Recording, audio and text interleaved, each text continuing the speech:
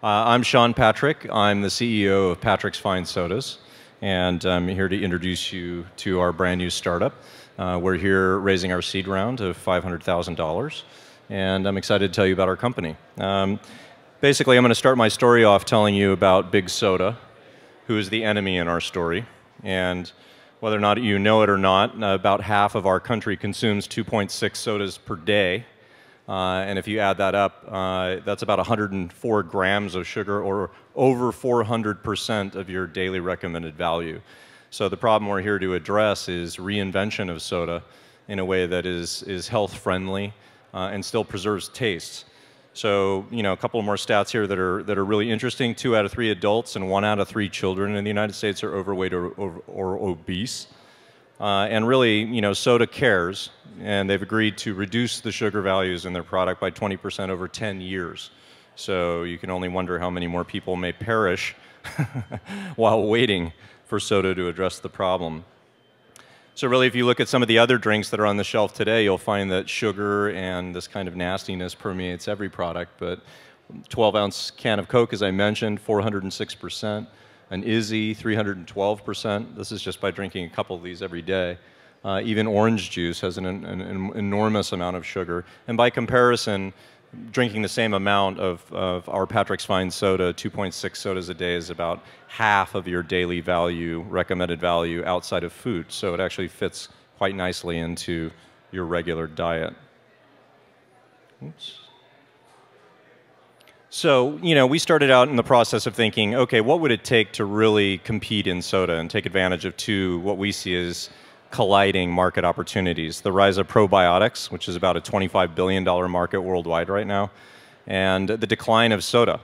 Despite soda being enormous, 530 billion worldwide, growing at 2% worldwide, it's declined by almost 4% in 2013, which is somewhere around $20 billion.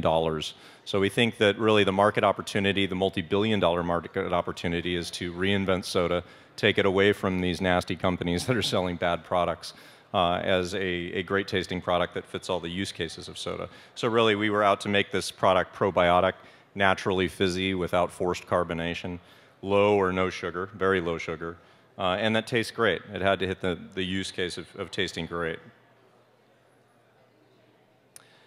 The other main thing that we were after is really to make it look and feel like soda. And what does that mean? A lot of the probiotic products out there are marketed as medicine. They kind of, like I call them, yoga mat products. They all look like they belong in a yoga store. They pitch very heavily on the medicinal value of probiotics. We're kind of assuming everyone actually knows what that is now, and the market's educated on it. So we're going to be the soda company who happens to be probiotic. So in that case, we want it to fit all the use cases that you're familiar with soda. So it has to be great sitting standalone and with some ice in a glass, great as a popsicle, and fantastic as a mixed-to-drink mixer, all of which Patrick's Fine Sodas achieves. Then we really started to think about our brand and what did that mean? What were we trying to restore? I think most soda companies have now become new cigarette companies. There is no consumer trust. Beyond the sugar argument, there's another 15 things in the can that'll kill you over time. So we also think there is no consumer trust, and most companies have completely violated this space with their consumers. So we're out to establish something quite different. I like to say we're going back to the past to reinvent the future of soda. So we're back to a fermented product, all natural, naturally carbonated. So out of that, we wanted to kind of restore the feeling of the Old West. We're going with kind of an apothecary-style brand meets Willy Wonka and some steampunk thrown in. So that's our brand strategy. So really, what is Patrick's Fine Soda? We're a completely reinvented platform for soda. We're selling them in explicit colors, flavors like tangerine, pomegranate, apple, blackberry. I'm over here in the left corner if you guys want to try some. Investors first. There's nothing artificial in the product. As I mentioned, it's very low sugar, and some of ours are no sugar. So these are 5 grams of sugar or less. Compare that with, a 35-gram sugar 12-ounce can of Coke, or even worse when you get into some of the natural root beers. The product should be available in June, July, provided we close our round. So with that, I'll be happy to take any questions. 1 second to spare.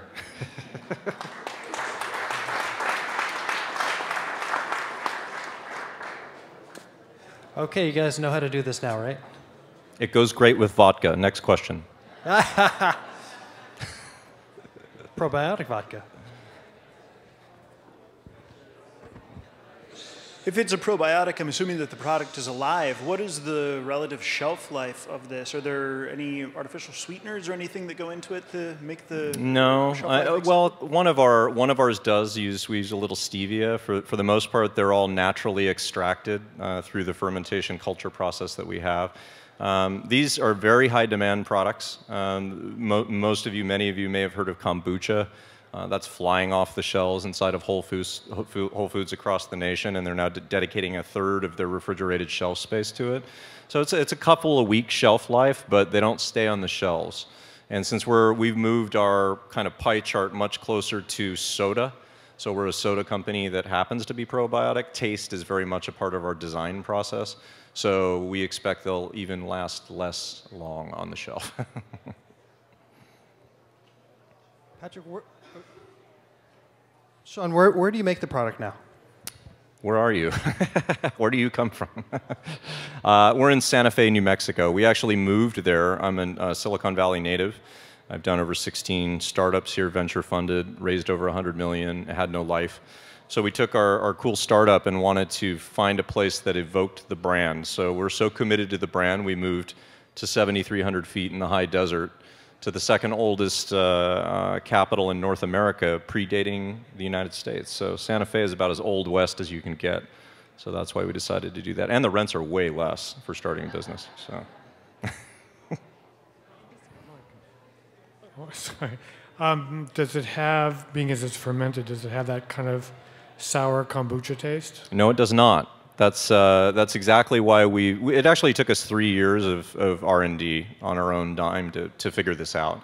And we were absolutely committed. Actually, it's superior to soda taste and tastes nothing like kombucha, which we think is a huge benefit for us, because I think everyone in that piece of the pie chart right now buys for health benefits, not for taste.